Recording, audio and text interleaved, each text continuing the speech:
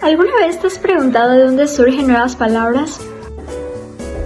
¿A qué te refieres? Por ejemplo, los mexicanos que viven cerca de la frontera con Estados Unidos y los latinos que viven en Estados Unidos combinan palabras y surgen nuevas.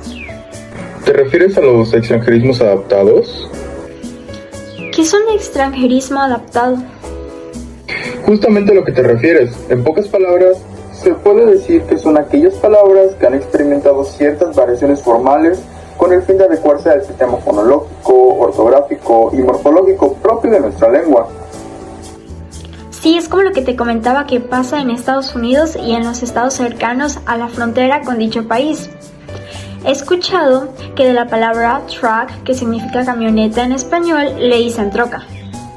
También está el lock, que significa cerrar llave en español, y de ahí surgió el término loquear, o beef stick, que en español significa filete de ternera, pero le dicen bistec.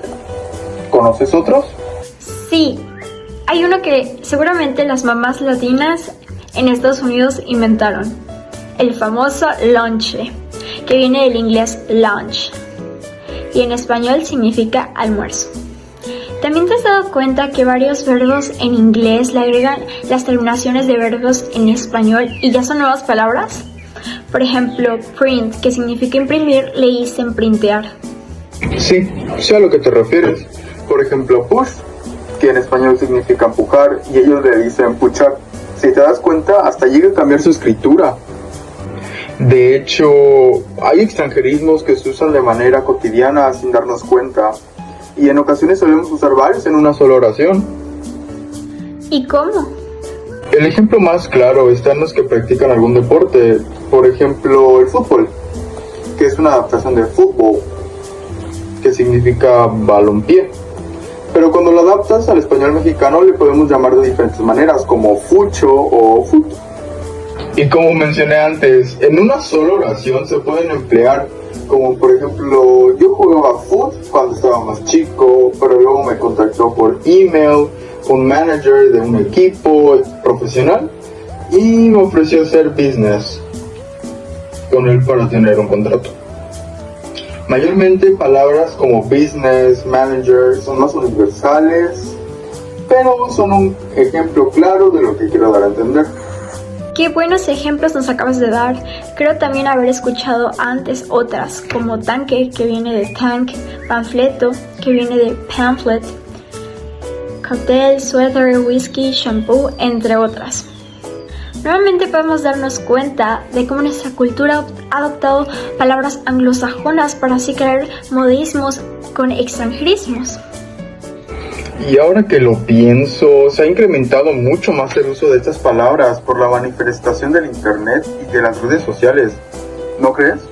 Sí, es cierto, eso estaba pensando justamente. Pues es bastante interesante cómo la convivencia de diferentes culturas llega a cambiar la lengua que hablamos, ¿no crees? Es verdad, la forma en la que nos adaptamos dependiendo del lugar en el que estemos es increíble. Parece algo raro, pero si lo piensas, el tomar prestadas frases o palabras extranjeras pueden facilitar la comunicación entre personas. Yo creo que los extranjerismos pueden llegar a la lengua no a modificarla, sino también a complementarla. Es como la salsa que le faltaba al taco, pero ¿no crees que eso también tiene sus desventajas? Sí, ¿como cuáles? Pues, por ejemplo, una persona que no está acostumbrada a este tipo de lenguaje puede no entender de lo que se habla o inclusive malentender lo que dijo.